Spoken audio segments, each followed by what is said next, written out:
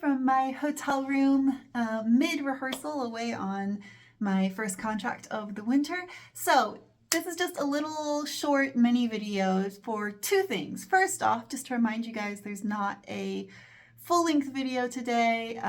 We discussed it on a video a couple back, but if you missed that, basically over the winter I am away doing many contracts and I'm just not gonna have time to put out 2 videos a week. So we're cutting down to 1 video a week. Mondays at 9:30 p.m. France time, still happening. Fridays are on hiatus, probably will return in the spring.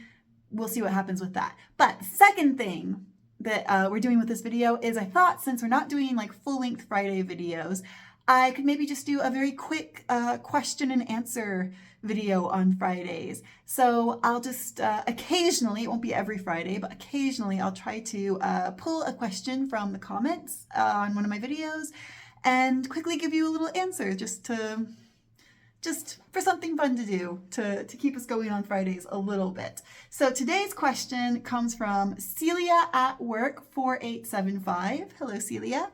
And your question is, how did you decide where to buy when you purchased Everdeen? How many homes did you see before deciding on Everdeen? And also, will you rent out part of Everdeen when you complete your renovations? All right, so that's a 3-part question. First part.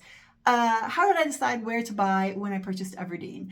Basically, during COVID, I spent the better part of a year looking on several French real estate websites. I mostly used C'est Loger, and what was the other one? Bien something. I can't remember the name of it. I'll try to put that at the bottom of your screen if I can remember what the name of it was. I spent enough hours staring at it. I should remember. But I just looked for houses that were within my price range and fit all of my criteria, like having a barn or some other space for aerial training and having some kind of garden and having enough bedrooms that I could house people when I teach aerial workshops. And I didn't really pay any attention to what area they were in. They did mostly turn up in Normandy, Auvergne, and the north of France. When I finally kind of made a comprehensive list of houses I was interested in, the most houses were in Auvergne, so I decided that was where I wanted to go and look, first of all. And I recruited my friend Emily to go and do a road trip to view houses. And we went to Auvergne. We picked up a rental car from taking the train down from Paris, and we drove directly to Everdeen. Everdeen was the first house that we saw.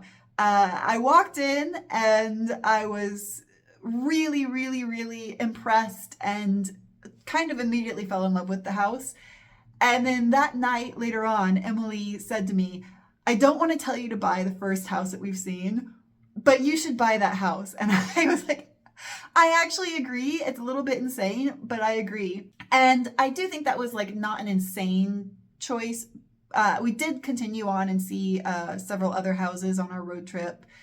But also I had spent so long looking at various houses. I really had a very clear idea of what I wanted, and Everdeen was that. So to answer your question about how many houses we saw, we did actually see several houses on that road trip, but Everdeen was the first one, and it was the only one that I seriously considered.